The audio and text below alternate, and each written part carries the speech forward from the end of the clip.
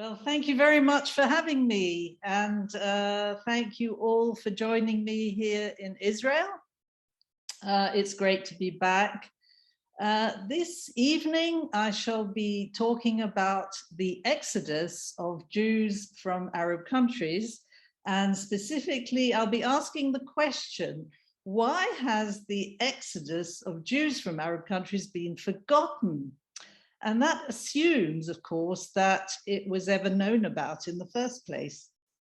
The topic ties in neatly with the biblical exodus we celebrated at Passover. Alec Nakamuli talked about the modern day exodus of Jews from Egypt, and you may also have heard about Mossad's spectacular operation to smuggle out Jews from Ethiopia in the 1980s. So who exactly are we talking about? I shall just share my screen in a minute. Almost 1 million Jews lived in the Muslim world in 1948. Until the 17th century, most Jews lived under Muslim rule, although by the 20th century, only 10% lived in the Middle East and North Africa. Today, barely 4,000 Jews remain in the Arab world, although Turkey and Iran still have a few tens of thousands still living there. Why has this massive exodus been forgotten? If it was ever known about, perhaps people have denied its existence or dismissed it as irrelevant, or they have deliberately suppressed it. So before we talk about why this exodus has been forgotten, here's a quick reminder of the facts. We are talking about the destruction of Jewish communities and their rich heritage in 10 Arab countries. These are very ancient communities going back almost 3,000 years to biblical times. Jews have lived in the region before there were any Arabs, 1,000 years before Islam. So they're effectively an indigenous people in the Middle East and North Africa, not just in Palestine. Just go back again. So according to this chart, you can see the numbers declining quite spectacularly from 1948 to today. And today you can count the numbers on the fingers of one or two hands. I have included Iran, which is down to about 8,000. Although Iran is not an Arab country and was not and did not declare war on Israel in 1948. In fact, the exodus from Iran took place 30 years later in 1979 when the Ayatollahs took over. Jews have lived in places like Baghdad, Iraq, since the destruction of the first temple in Jerusalem. In 1939, 33% of the population were Jews, making it proportionately more Jewish than Warsaw and New York. Today, only 3 Jews live in Iraq. So 650,000 of these Jews, that's the majority, ended up in Israel. And over 50% of Israeli Jews are there, not because of the Nazis, but the Arabs. The 20th century was a time of great upheaval. Over 135 million people became refugees. But by concentrating only on the Palestinian Arabs, who in 1947 to 48 were made refugees from Israel, policymakers, the media, academia, and the public generally have formed a lopsided view of the conflict. The Jewish exodus was a case of massive ethnic cleansing. There was a larger number of Jewish refugees than Palestinians, and it was the biggest non-Muslim exodus until the flight of Christians from Iraq after 2003 and the American invasion then. The Jewish exodus was a forced exodus. Let me be clear that for the Jewish refugees, their exodus was also a liberation. They escaped violence and persecution. They resettled in free and democratic states in Israel and the West. No one wants to go back to countries that, for the most part, remain as hostile to Jews as on the day they left. However, they are victims of an unresolved injustice. Jews left with one suitcase and the clothes on their backs. They left behind assets and property worth billions of dollars. They abandoned privately owned land amounting to Jordan and Lebanon combined. They were never compensated for their losses. To add insult to injury, Jewish heritage is being claimed as national heritage. For instance, Torah scrolls and communal records left behind in Egypt, as Alec Nakamuli mentioned. And here you see the shrine of Ezekiel, which is situated in Iraq. It was the most popular place of pilgrimage for Jews when there was a community. And you can see how the tomb has been transformed into a Muslim shrine, and the whole site is now a mosque. So the fact that over half the Jews in Israel are refugees from Arab or Muslim countries or their descendants, they are known as Mizrahim, which means Easterners, is bound to affect any understanding of the conflict, and also has implications for peace and reconciliation. And the 200,000 Jews who did not go to Israel are also entitled to recognition and compensation. So in the Middle East and North Africa, for 13 centuries, Jews lived alongside Muslims, but they had a subordinate, humiliated status in the Muslim world. And this is known as dhimmi. They paid a special tax in order to be allowed to practice their religion. Starting in the 19th century, the colonial era gave them equal rights with the Muslims. But the Arab world saw a rise in anti-Semitism, some of it imported from Europe. Arab nationalists wanted independence, but there was no place for Jews in their plans. And of course, extremist anti-Semites, such as the Islamists of the Muslim Brotherhood and the Palestinian Mufti of Jerusalem, who crushed moderate opposition to him and would later collaborate with the Nazis, declared jihad or holy war against all Jews living in the Middle East, not just in Palestine. In May 1948, the Arab League declared war against the fledgling state of Israel, and they declared a second war against their own Jewish citizens. And here you see the headline that appeared in the New York Times on the 16th of May, 1948. That's 2 days after Israel was declared. And the headline reads, "Jews in grave danger in all Muslim lands." The article was written by Mallory Brown, and it reported on a series of discriminatory measures taken by the Arab League against their Jewish citizens. So the members of the Arab League at the time were Egypt, Iraq, Jordan, Lebanon, Saudi Arabia, Syria, and Yemen.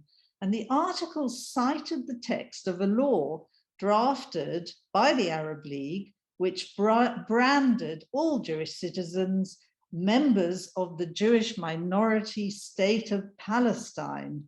Their bank accounts would be frozen and used to finance resistance to Zionist ambitions in Palestine.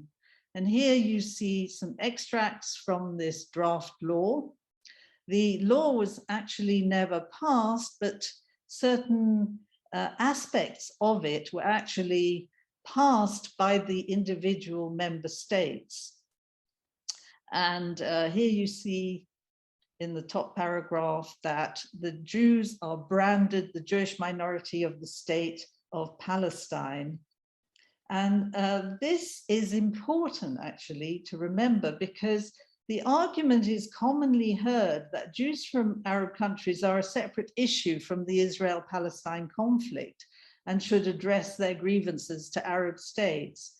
But remember that both the Jewish and the Palestinian refugee problems were created as a result of a war declared by the Arab League and encouraged by the Palestinian leadership. So the two are really very closely intertwined.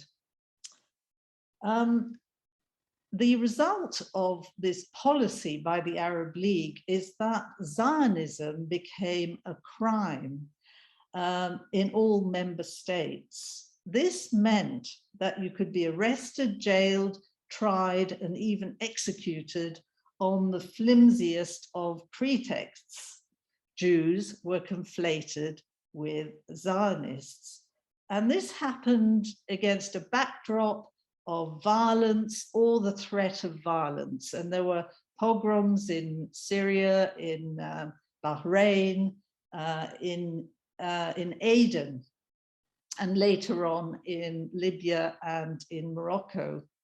Pressure built up, and the Jews were desperate to leave these countries. Israel mounted dramatic rescue missions using civil aircraft for the first time. The newcomers came to Israel on some of the largest airlifts in history. 650,000 fled to Israel, doubling the Jewish population overnight.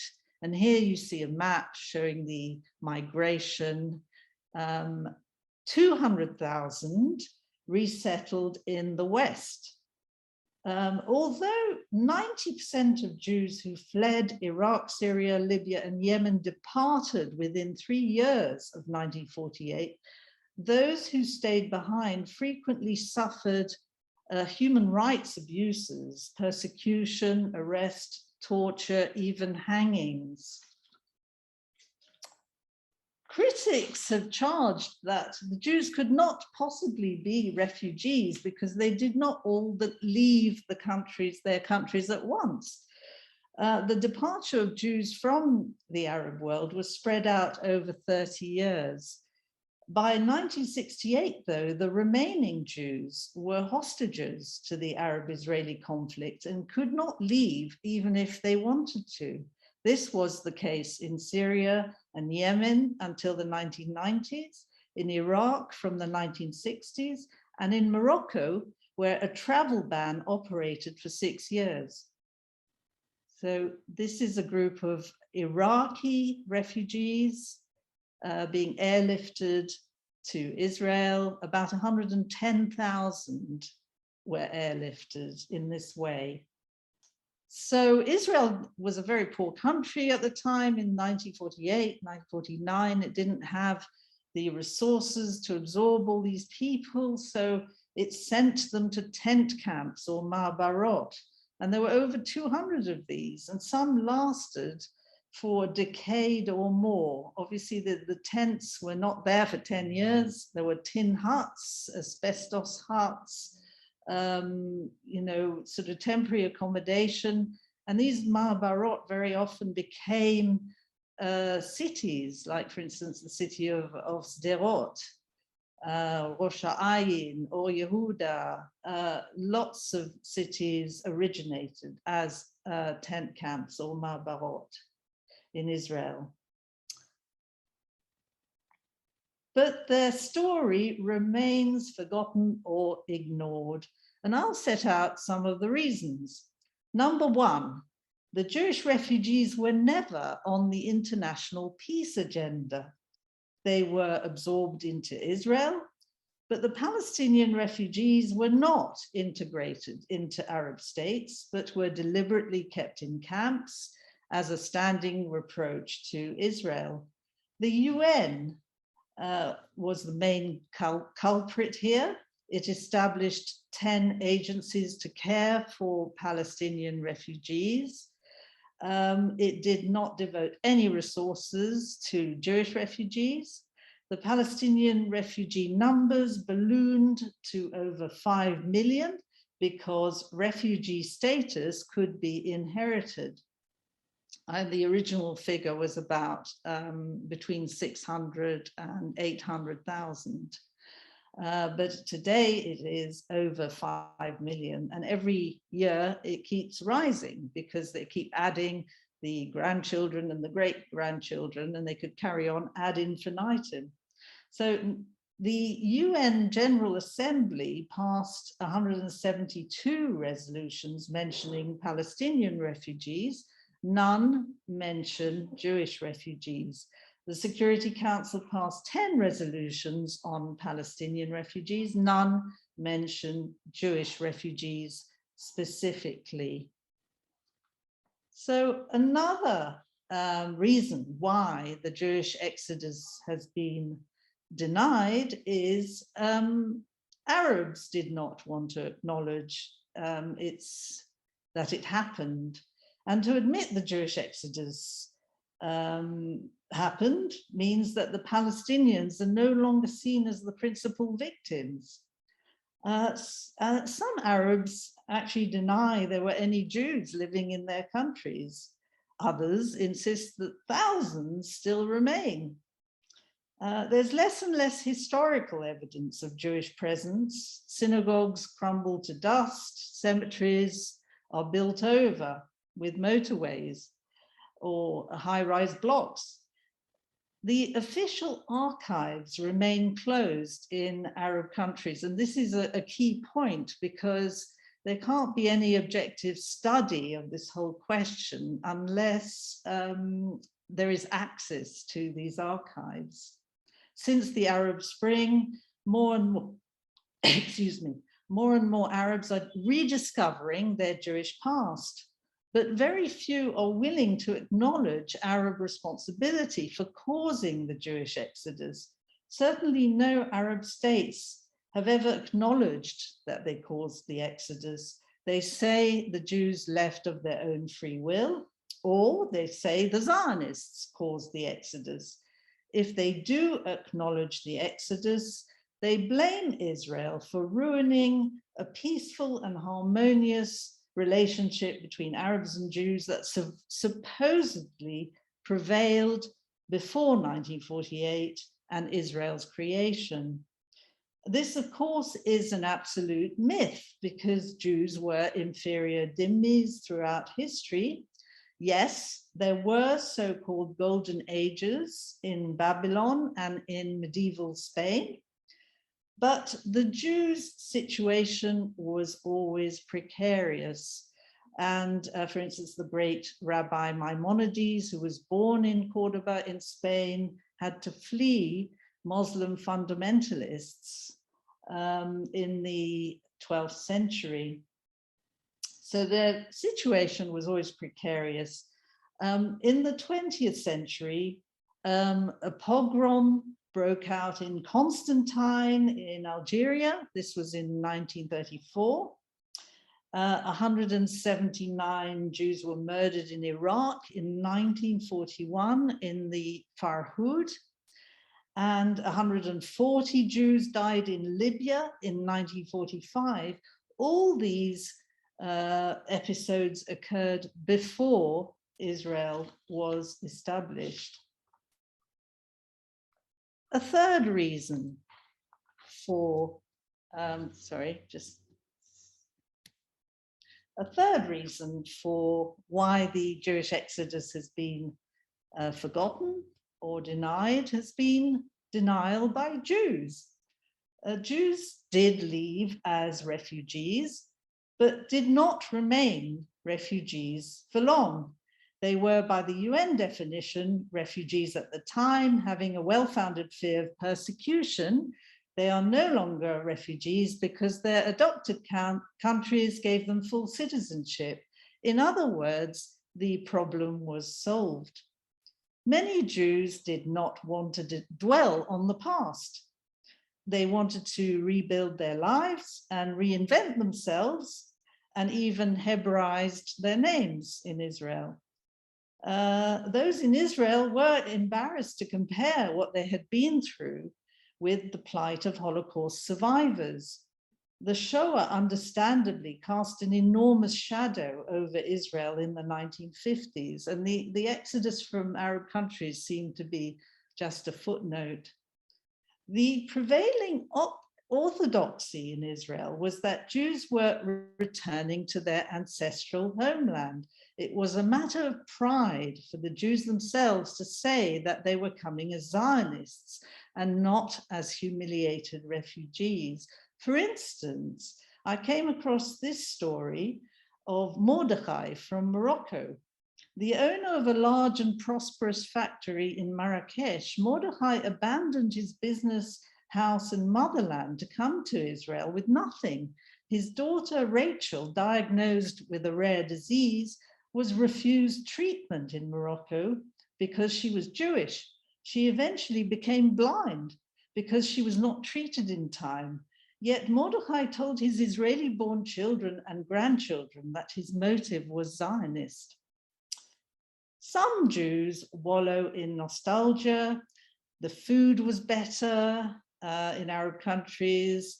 Everything was more comfortable. Life was better. Life was idyllic. It was a paradise. Middle-class Jews in particular retain happy memories of their childhoods.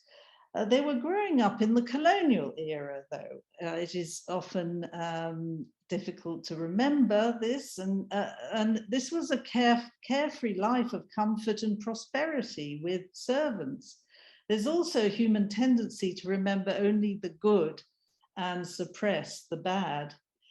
Jews from Arab countries are sometimes themselves to blame for distorting their own history to flatter their enemies, a kind of Dhimmi syndrome, centuries of ingrained Jewish insecurity and dehumanization. The American analyst and author Robert Satlov, in his book Among the Righteous, even met Jews in North Africa who were so anxious to put a positive spin on the way they were treated that they even claimed the Nazis were not so bad. I quote, "As the last remnant of a people who had mastered the art of living as a tolerated community, sometimes protected, often abused, always second class, over 1,400 years of Muslim rule, these Jews long ago made peace with their lot. Their silence about the persecution they suffered at the hands of the Nazis and the Vichy and fascist allies is just the latest in a string of silences." A few Jews, especially in Morocco and Tunisia, have retained links with their home countries. They might vacation in these countries or still have business interests. Some even act as ambassadors and advisors. For instance, Andrew Azoulay, who you see in the picture with King Mohammed VI of Morocco, has been advisor to the Moroccan king for over 40 years. He's been promoting a shared history and culture, regardless of the fact that only 1% of Jews still remain in Morocco. Number 4 reason for why the Exodus has been forgotten is what I call Israel denial. In 1944, Israel introduced the 1 million plan. For the first time, it encouraged the mass immigration of Jews from Arab countries as a matter of Zionist policy.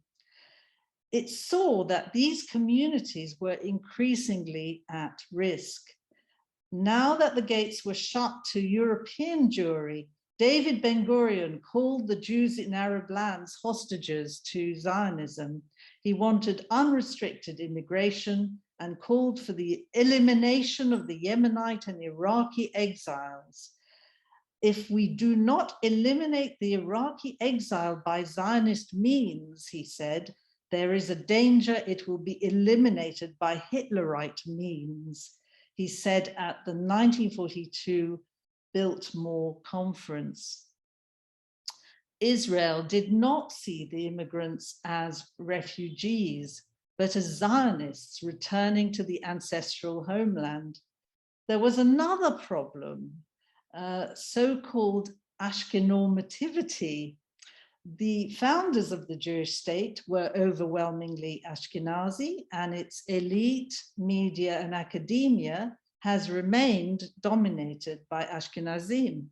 The exodus from Arab countries was not their story. Their background was Europe and the Shoah.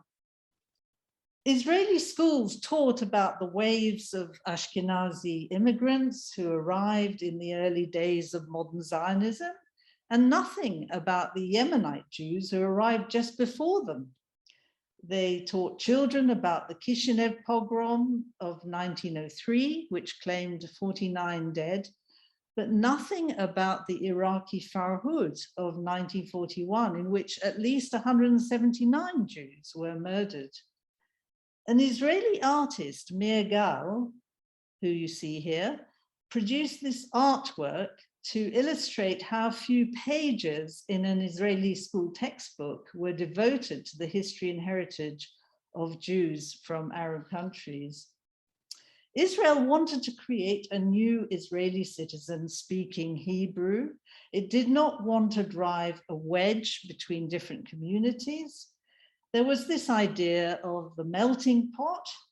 It's been reasonably successful, and the intermarriage rate between ethnic groups, is running at about 25%. But in terms of public diplomacy, the Israeli government dithered, ducked, and dived on the Jewish refugee issue. Its failure to raise the question of the Jewish refugees has been a disaster. Tommy Lapid, the father of the present foreign minister, Yair Lapid, said it was one of the greatest blunders in the state's history.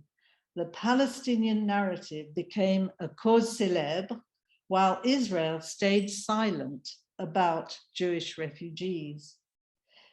In the early to mid 1970s, Israel witnessed a proliferation of organizations of Jewish immigrants from Arab and Islamic countries demanding representation in the public sphere. The World Organization of Jews from Arab Countries, WOJAC, was created in 1975. Its president was the Jewish businessman and philanthropist from Sudan, Leon Taman. WOJAC collected claims and documentation. In 1987, WOJAC held a conference. Israel's ambassador to the UN, Benjamin Netanyahu, declared the immense suffering and deprivation of the Jewish refugees, their sacrifices and tragedies must be at the center of negotiations. It was a mistake, he said, not to stress that the forced exodus should be the top priority in foreign policy. This has allowed the belief to exist that we are the dispossessors. In fact, we are the dispossessed. By 1999, WOJAC's efforts were stagnating. The case for Jewish refugees needed to be stated. in the language of human rights. In 2001, Justice for Jewish refugees, Justice for Jews from Arab countries, an organization called JJAC, was established, a collection of nearly 24 worldwide Jewish organizations with its headquarters in the US, with the help of a group of Canadian lawyers, almost all Ashkenazi, I might add, led by ex-Justice Minister and international human rights lawyer Erwin Kotler. Justice for Jews from Arab countries set out the legal case for Jewish refugees. New bodies were founded to advocate for Jewish refugees, Jimena in California, and my own organization, Harif, in the UK. And here you see a demonstration we organized a few years ago in favor of minorities in Muslim countries. Israel has since woken up to the need to raise the profile of Jewish refugees internationally, but the impetus came from outside. JJAC lobbied the US Congress, and in 2008, the House of Representatives passed a resolution stating that no official US government document could refer to Palestinian refugees without also mentioning Jewish refugees. The Canadian government also called for Jewish refugees to be recognized. The turning point for Israel came in 2009, when President Barack Obama made a speech in Cairo referring to the suffering of Palestinian refugees and also to the Holocaust, but without mentioning Jewish refugees. Netanyahu responded in what was called his Bar Ilan speech, acknowledging that the only possible comparison that could be made was between Palestinian refugees and the even greater number of Jewish refugees. This prompted the Knesset to pass a law in 2010 stating that no future peace agreement can be signed between Israel and Arab states without compensation for Jewish refugees. In 2014, the Knesset passed a further law designating the 30th of November as an annual day in the calendar to remember the Exodus. All Israeli embassies were instructed to mark that day. But despite these efforts, progress has been disappointing in the public sphere, in academia and the media. Few historians have written about the Jewish Exodus. Of course, you have the wonderful Martin Gilbert's book, In Ishmael's House, which is a must read. There's a translation of Georges Bensoussan's book, Jews in Arab Countries, The Great Uprooting. There's Norman Stillman's book, which I also recommend, and I've been presumptuous to put in my own book here, Uprooted. But few historians really outside their ivory towers have really studied this subject. A poll taken in early 2022 among the Israeli public showed that 89% had not even heard of the annual Remembrance Day of 30th of November. Yes, Mizrahi food and music are dominant in Israel today, but only 14% recalled having learned anything about Mizrahim at school. In the West, it is a truism that much media reporting is perhaps biased against Israel. Anti-Semitic incidents are underreported. The media do not report on the persecution of Middle East Christians and other minorities. They rarely mention Jews. unless it is to talk about the culture that Jews and Arabs share.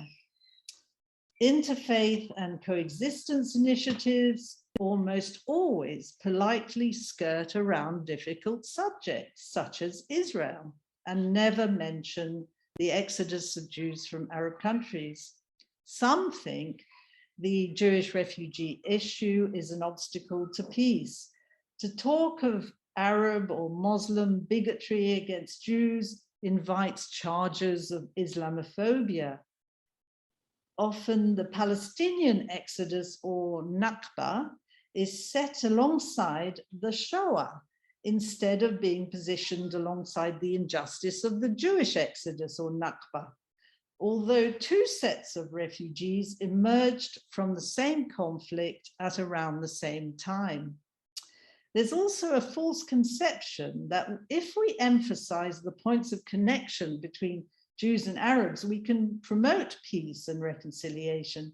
Yes, there were many similarities and a certain cultural symbiosis.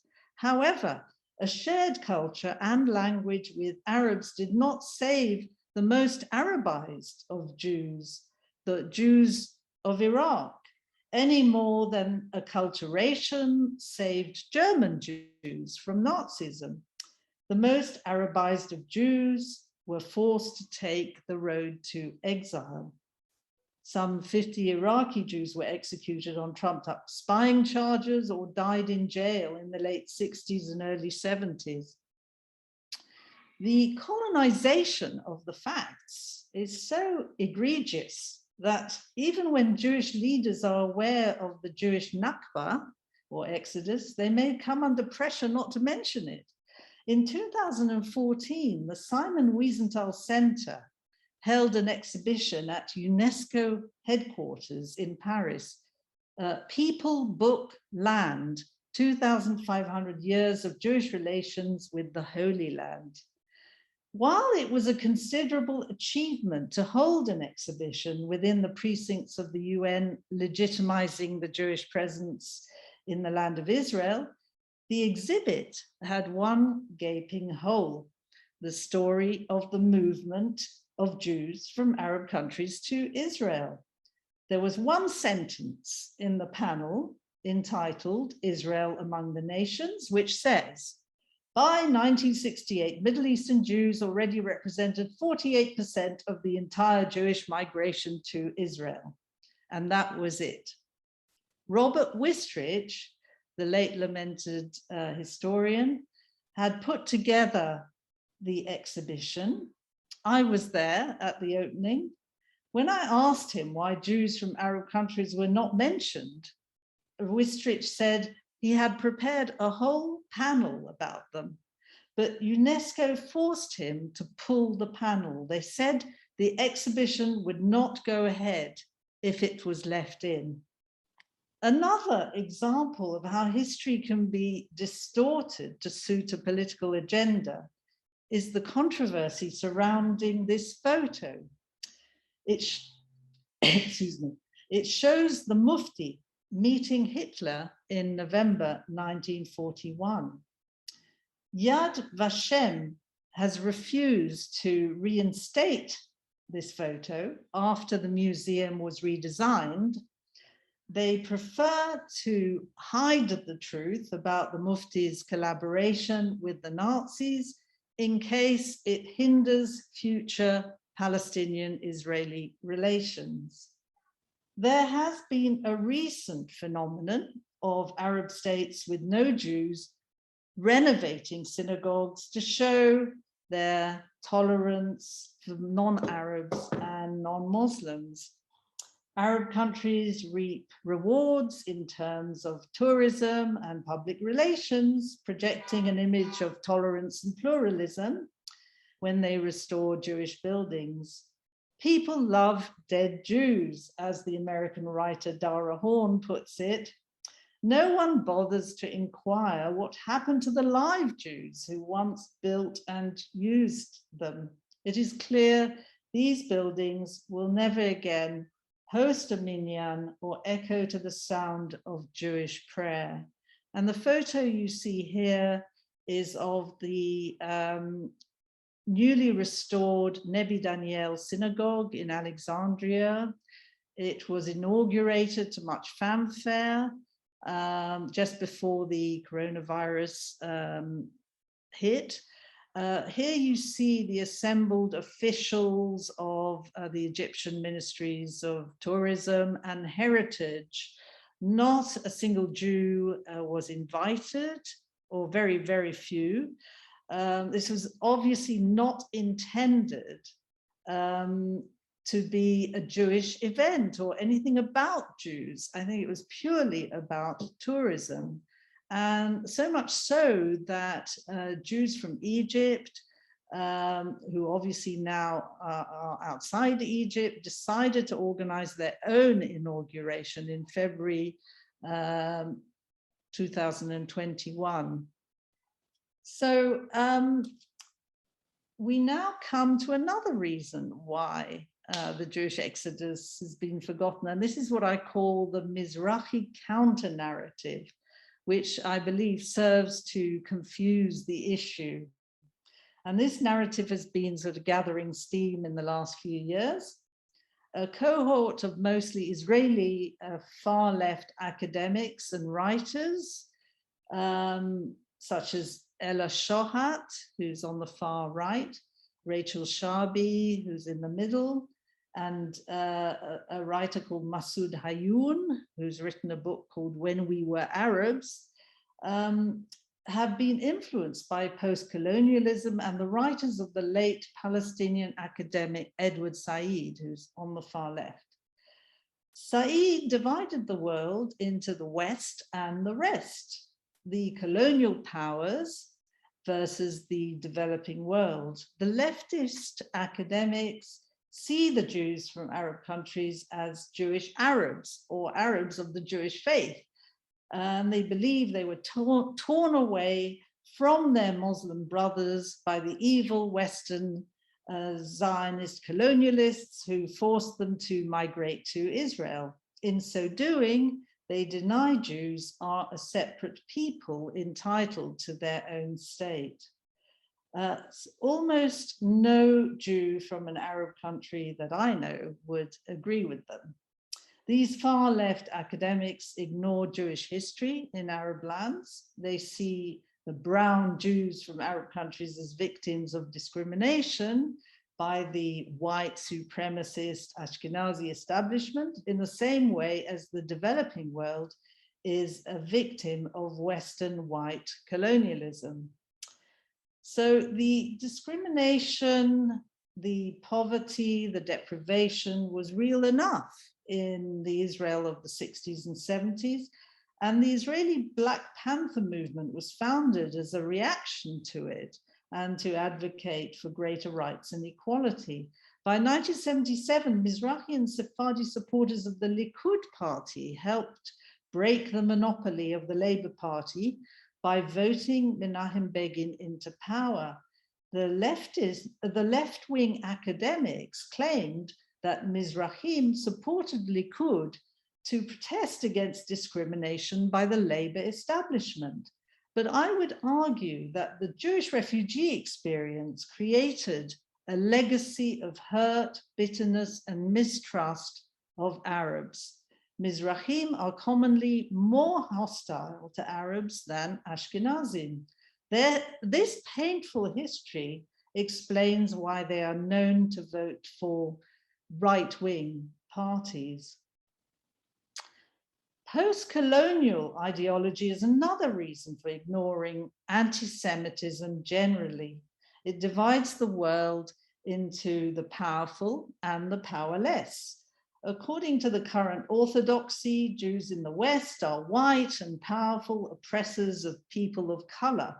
But in the fashionable hierarchy of oppression of marginalized groups, Jews are dumped with the bad guys, the oppressors.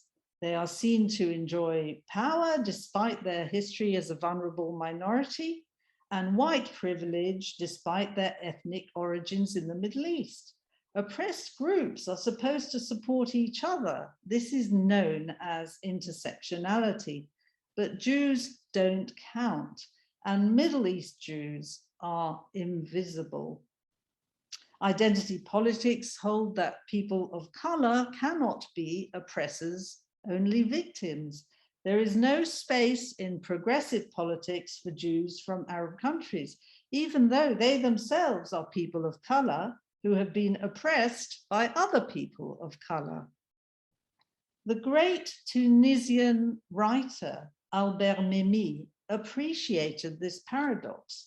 He supported the Tunisian struggle for independence from France, while being fully aware of the oppression suffered by a small, vulnerable Jewish minority through the ages.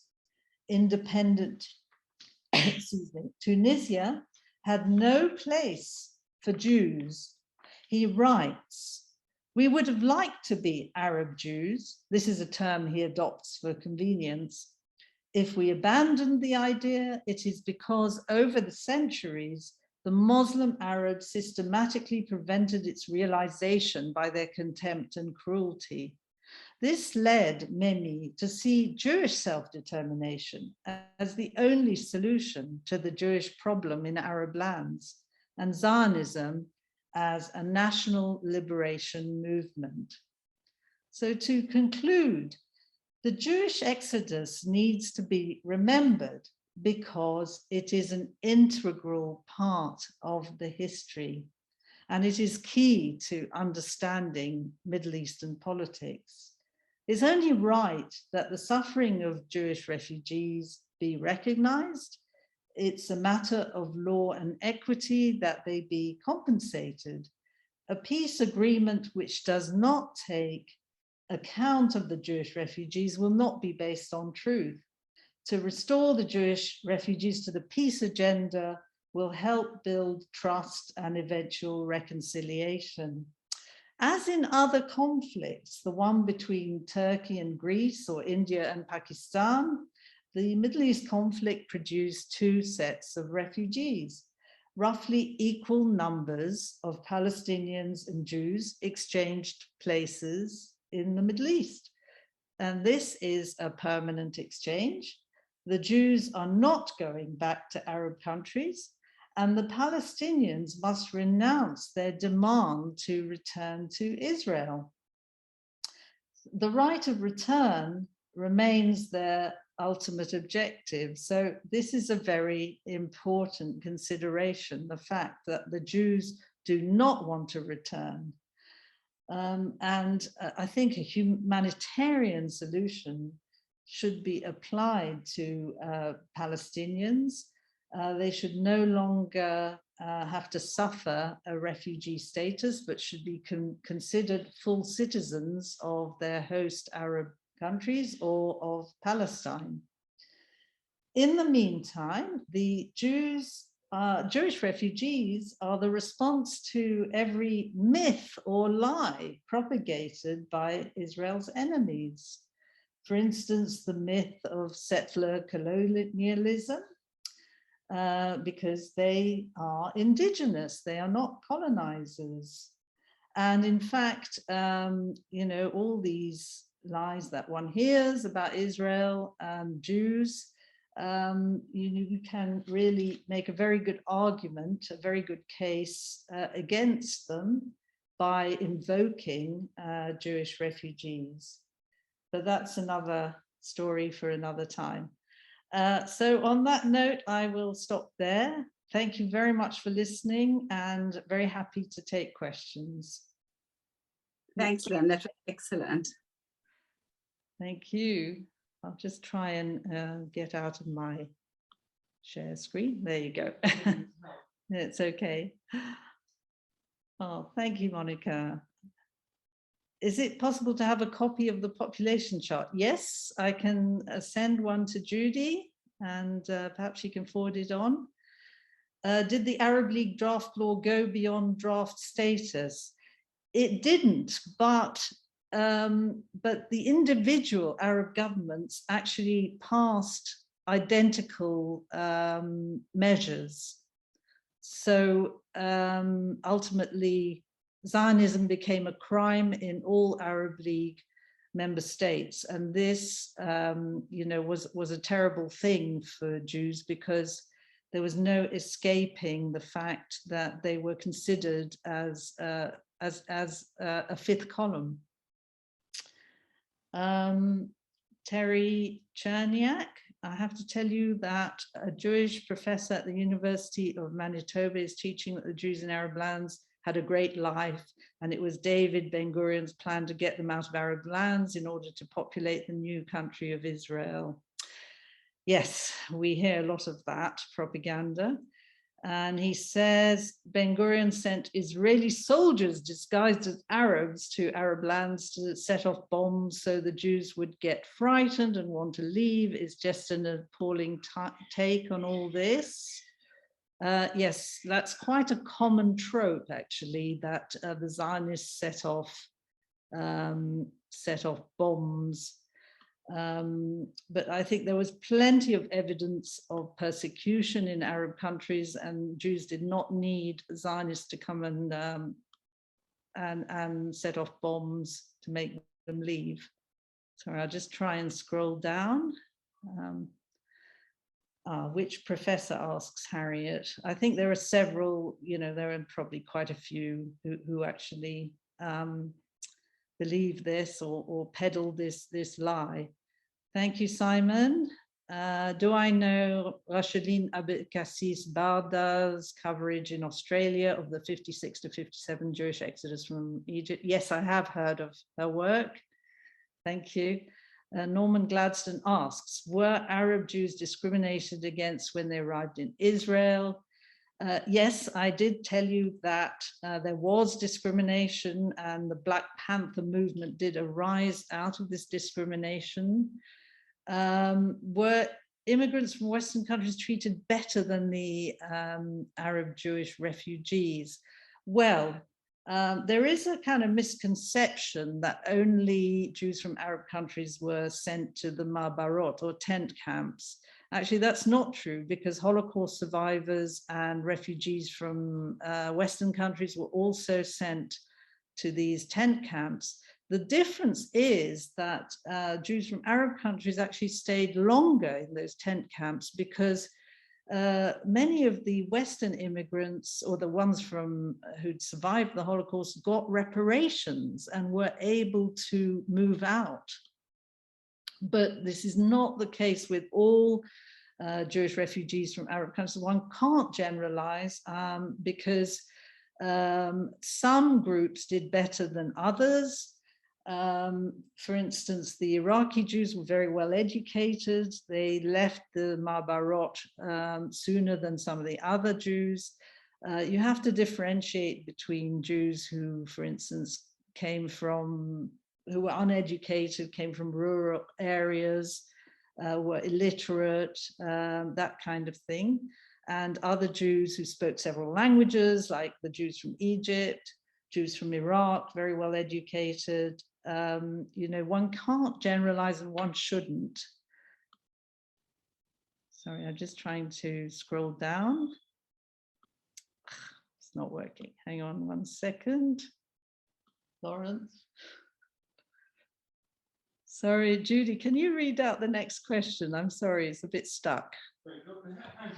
Lyn, sorry, which question are you on, Lyn? So it's the one after Norman Gladstone. Why did Moroccan Yes. immigrants? Can you read that one? Can you see it now? Now I can see. It's all right. Thank you. I'm going on to Jennifer Morvin. Thank you very much for your compliment. Why did Morocco have the highest number of emigres to Israel after 1948? Very simply, because it had the largest Jewish population of all the Arab countries.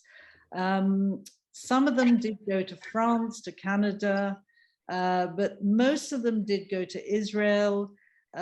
Most were actually quite poor, did not have a choice, and therefore they ended up in Israel.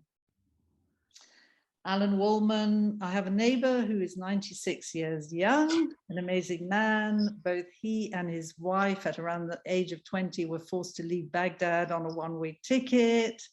the Jewish community of that city prior to their expulsion enjoyed a really comfortable life and were in the forefront of all walks of civil society. They were housed in a tent camp for a while on arrival in Israel. Highly educated, both he and his wife speak Hebrew, of course, but fluent in English and French, a real inspiration.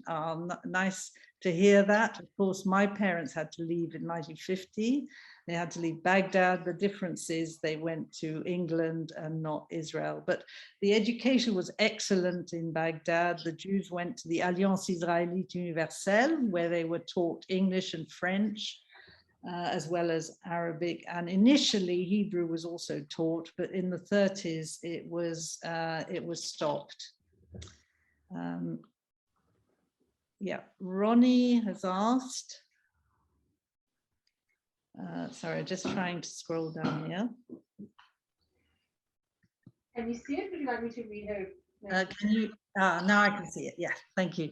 Now that Morocco's relations with Israel, do they recognize the reason for the Jewish exodus?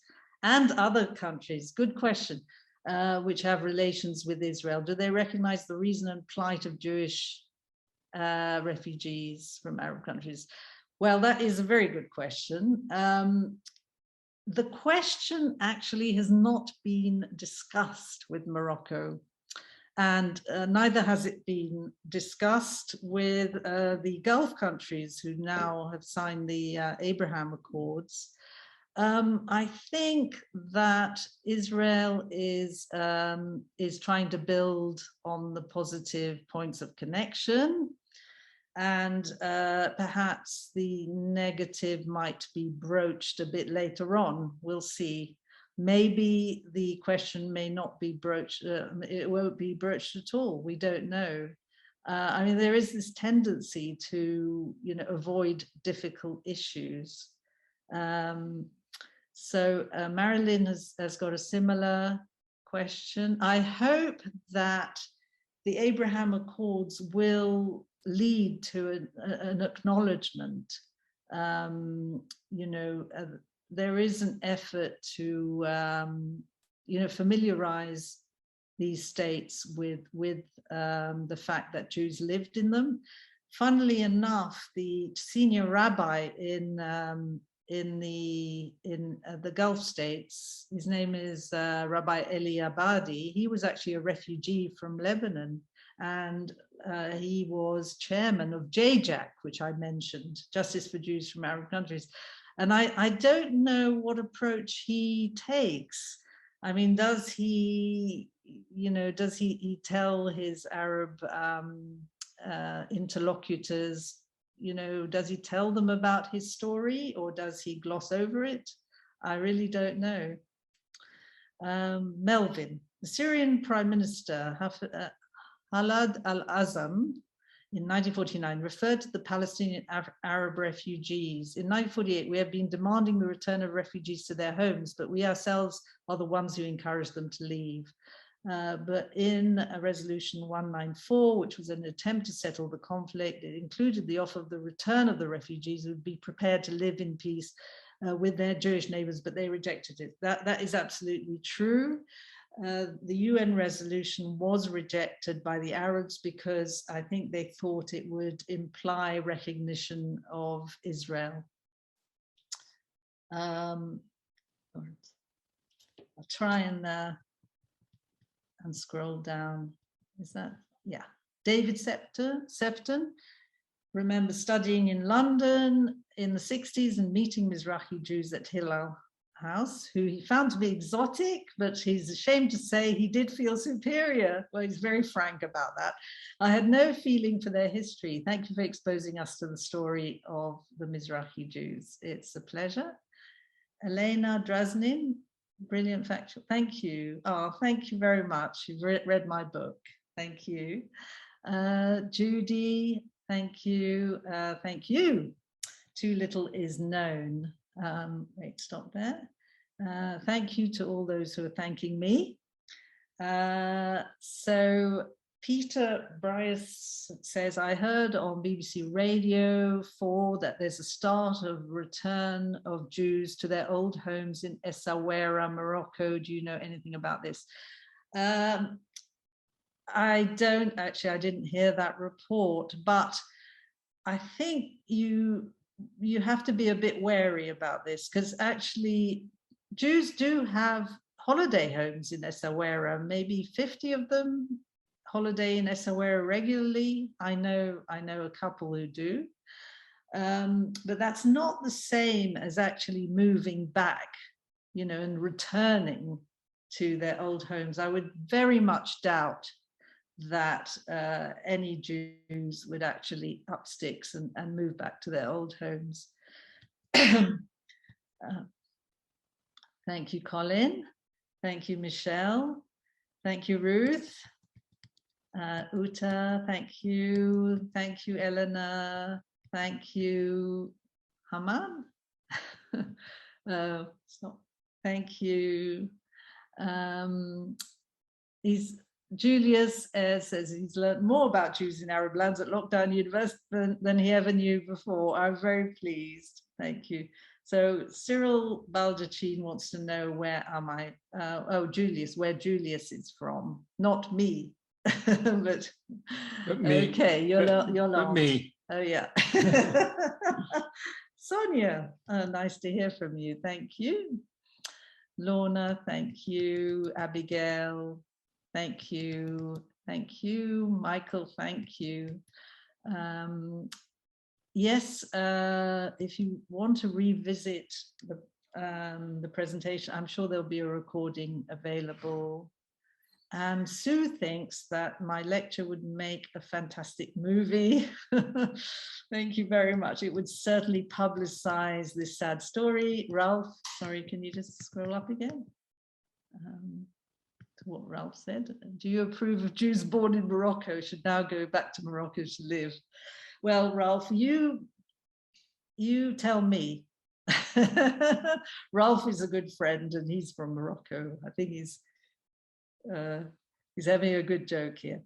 Anne Evans, thank you. And yeah, Netanyahu raised the issue of Jewish refugees. In fact, it was while he was prime minister that more was done to raise the issue than at any time before. So Dina is confused with the interchangeable use of Muslim majority countries and Arab majority countries. Well, not all Muslim countries are Arab. For instance, Iran is not Muslim. Turkey, sorry, is not Arab. Turkey is not Arab, but both are Muslim. Afghanistan is Muslim, but not Arab.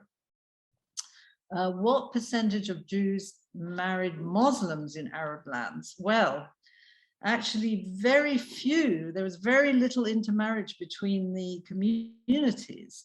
However, Jews did convert to Islam over time. There was always pressure to convert. There was also a problem of Jewish girls being abducted by Muslims and forcibly married. It's a sort of dirty little secret, if you like. The story goes, hang on one sec. Let's go up a bit. The story goes that a young Jewish girl did not marry prior to her 18th birthday. She was permitted, really?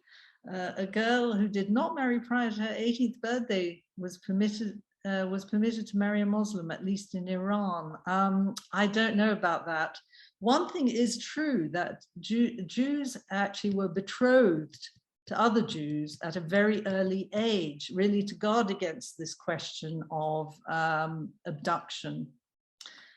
Sol Gigor, can you comment on Shlomo Hillel? Yes, with great pleasure. In fact, only yesterday I was at the athlete detention camp just near Haifa, and there they have opened a new exhibit on illegal immigration from Muslim lands.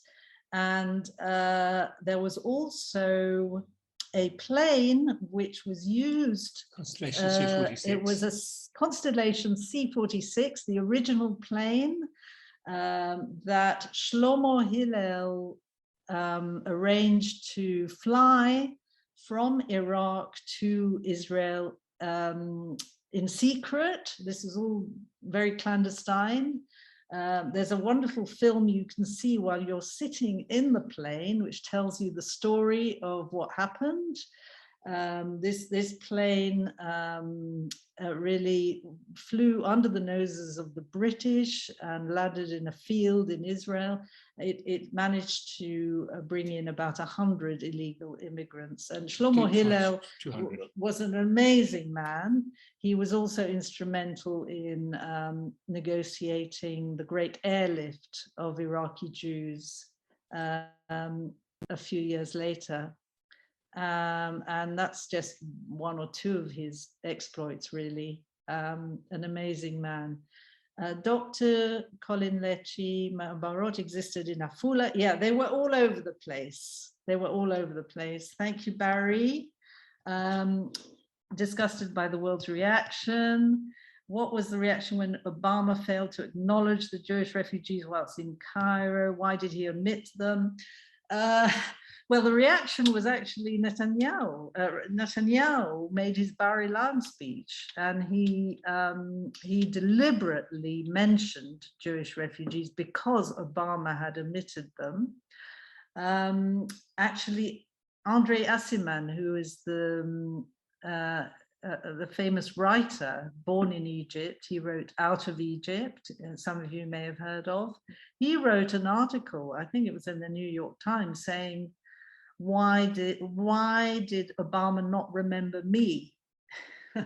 But, you know, it doesn't surprise me that Obama failed to acknowledge the Jewish refugees because nobody does. Nobody very few people who reach senior positions in government do. Lana Young, thank you. You're a friend of Edwin Shuku, who I'm sure you know. Yes, of course I know Edwin. And thank you for your compliment about my book. How quickly did the reparations come from Germany? That was in the 1950s. There was a great controversy over whether Israel should accept the reparations from Germany. And actually, Menachem Begin was dead set against accepting money from Germany. But Ben-Gurion, who was quite a pragmatist, said, no, Israel should accept the reparations. And in fact, it managed to transform from a developing country into a developed country, very much thanks to these reparations. Erica, I've always felt frustrated and angry at the story of the Mizrahi Jews is so little known. In the art world, Palestinian victimhood is so lauded. Very sad, isn't it? Barbara, thank you. Miriam, the basically successful absorption of Arab Jews in Israel makes any comparison today with Palestinian refugees rather unrealistic. No, I disagree with you there, because I think they are a model for the absorption of Palestinian refugees. You know, of all the refugees ever created in the world, only the Palestinians are still refugees over 70 years later. You know, this is the abnormal situation and the unrealistic situation. And I think if the UN does something about it, then we might arrive at a solution. Tell us about the organization funding and assisting Jews, Hayat organization. Which one? Sorry, I'm not sure. US, I think. Hayat? Yeah, I don't know. Sorry, Yolande. I will look it up for you. Judy Eliasov, most Mizrahi Jews came with their families, in contrast to European Jews who lost their families. Very true. The family was a support system. Conditions and discrimination was experienced more towards Arab Jews. Yeah, I wish people wouldn't call them Arab Jews. They are Jews from Arab countries, and they were there before the Arabs. Thank you, Nanette. Thank you, Grace. You left Baghdad in 1959 with your parents and sisters to go to the US, but your home is Ottawa, Canada today. One day we Jews from Arab countries will count. Amen to that, Grace. Lyn Julius worked to rescue Syrian Jews for 30 years. Yes, Judy Feldkar actually did a Zoom talk for us for Harif, my organization. Were there other similar efforts in other Arab countries? Absolutely. Mossad really spearheaded efforts to save Jews in Arab countries, but of course their story is not really known because, you know, they were sworn to secrecy. I think there are efforts to publicize some of the spectacular feats that, you know, that Mossad carried out. And I think a museum is being built in Israel dedicated to the Mossad. Oh yes, sorry. So Yolande, to come back to Yolande's question about Hayat, it wasn't Hayat, it's Hayas. Hayas, Hebrew Immigrant Association, something like that. Anyway, Hayas was one of the organizations that helped rescue Jews and helped maintain Jews, Jewish refugees. And I suggest you go to their website. I think nowadays they rescue Afghan, Syrian, and Ukrainian refugees. Michael Bloch. My son is married to a Yemenite lady and my nephew to an Iraqi lady. Lucky you, lucky your son and your nephew. We are Ashkenazi, originally from Poland, Lithuania, and Australia and England. Ain't that great? Yes, it is great, I think. Kibbutz Galiot. Thank you, Marilyn.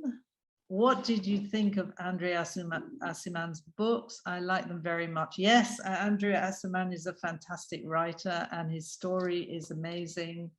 Thank you, Melvin. Have we come to the end? No, forgot to mention, I love it. Thank you, Grace. Thank you, Barbara. How sad we discriminate. Sorry, it's just jumped. So interesting. Thank you, Barbara. Monique and Danny, at age 14, I left my home in Fez, Morocco under the cover of night. Most of my belongings stayed there. I arrived in Israel with one small suitcase. I have good memories, but also remember that each schoolyard fight ended with the Arabs shouting, Sale Juive, to the Jew. Very interesting. Christopher Boule, you deserve all the compliments here, madame. Merci beaucoup, Christophe. Eileen, I heard that there were some Egyptian Jews with considerable property who did receive fairly large amounts of money after they left. I think you might be talking about the Smuha family who did get compensation, but it wasn't nearly enough. It did not really reflect the property they left. Of course, nationals of Britain and France did get compensation, but again, I don't think it was enough. Thank you, David. Thank you for your compliment. How many refugees went to the USA and GB? I can't actually tell you, Abigail, but they are a minority. There were 200,000 who did not go to Israel. On the whole, is it true that Jews in Arab countries were treated better than Jews in countries ruled by Christians? I'm not so sure about that. I think Jews who lived in Arab countries for many centuries had no rights. They were really at the mercy of the Muslims. But the Muslims were happy to kind of exploit them for their skills and for what they could, you know, for the benefits they got out of them. There wasn't this theological anti-Semitism that you got in Christian countries. So on balance,